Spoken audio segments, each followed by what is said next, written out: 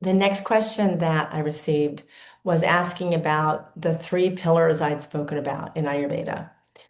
So traditionally speaking, like there's four pillars of being an Ayurvedic health. I wasn't talking about that.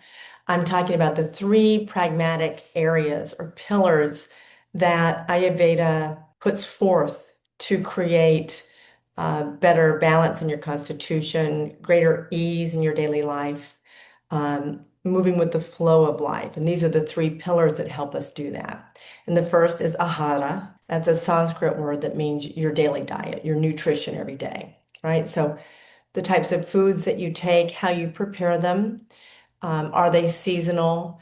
Are they easier to digest, depending on your state of digestive fire? The second pillar is looking at sleep. And I think that's the one that the student was inquiring about. They hadn't heard me speak about that. So the second pillar would be sleep, nidra. The word is nidra in Ayurveda. So there's ahara and nidra, diet and sleep.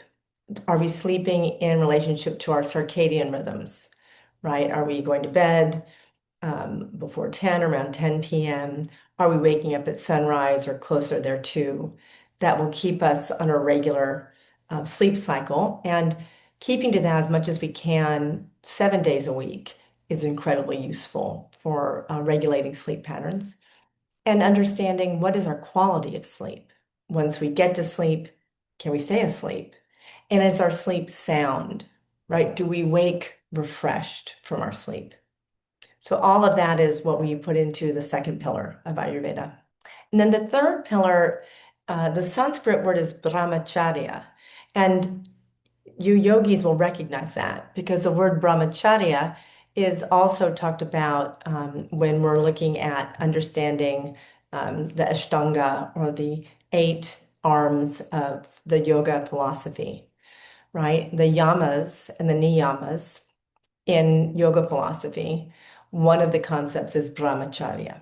In Ayurveda, we have a different way of understanding that concept. It's not in opposition to how we look at it in yoga philosophy, but remember, Ayurveda is a medicine, right? So we're looking at pragmatically, how do we understand our lifestyle and our movement of prana and how those relate to each other? How do they weave together through this concept of brahmacharya so that we're living with the flow of the day, right? So we're breaking our fast at breakfast.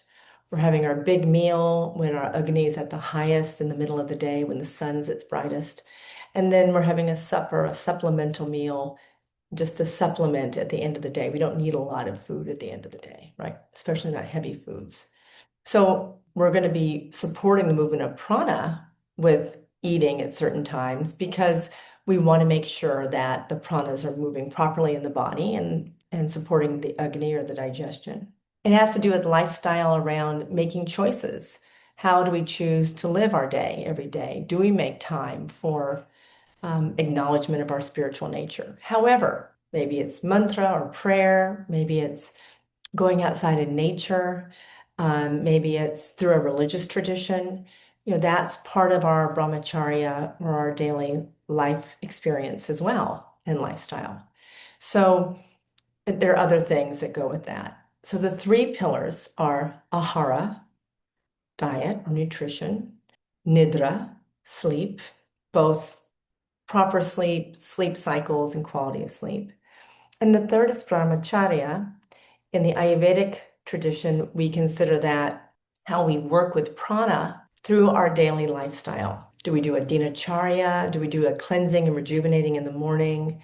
Do we eat with the cycle of the day properly?